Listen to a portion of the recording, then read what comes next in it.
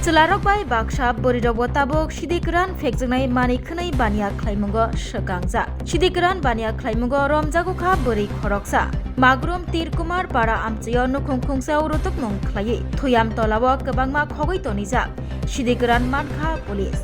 Tini Agostani Chichar Shalmari, Tang Shalo Sharik Dam Tham Tamani Jorabo Opati Mukti Shathani, Shabrum Thanani Osi Opoda Shaka, BSF Tei Shabrum Thanani Police Ni Thani Hujak Koktuma Faimani, A Koktumano Rukshawi Tini Tang Shalo, Fungai Chugo Magrum Tirkumar, Parawa Tongnai Nukhung Khungsa Rutuk Mung Klaimani Te Arutuk Mungo, Thuyam Tolawo, Khogoi Tonijak Kabangma Rang Morogni Sidikiran Man Khahani Shaka Shabrum Thanani Osi Opodas, O Shalo.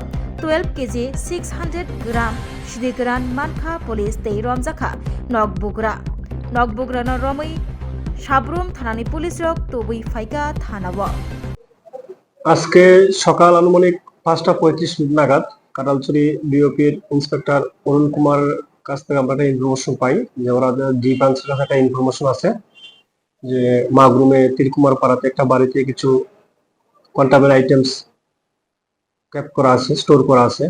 ওই ভিত্তিতে আমরা ইনফরমেশনটা আমরা higher authority share করে আমরা SI Bholanath শীল এবং আমরা অন্যান্য স্টাফ সহ বিএসএফ এর সঙ্গে আমরা মাগুম তিরকুমার পাড়াতে গিয়ে বাড়িটা কর্ডন করি এবং এক্সিকিউটিভ ম্যাজিস্ট্রেট এসডিপিও এবং আমাদের লোকাল কিছু উইটনেসের সাহায্যে বাড়িটা চার্জ করার পরে বাড়ির যে খাট ছিল খাটের নিচ থেকে আমরা আবার 6 বান্ডিল শুকনো গাছ আমরা পাই।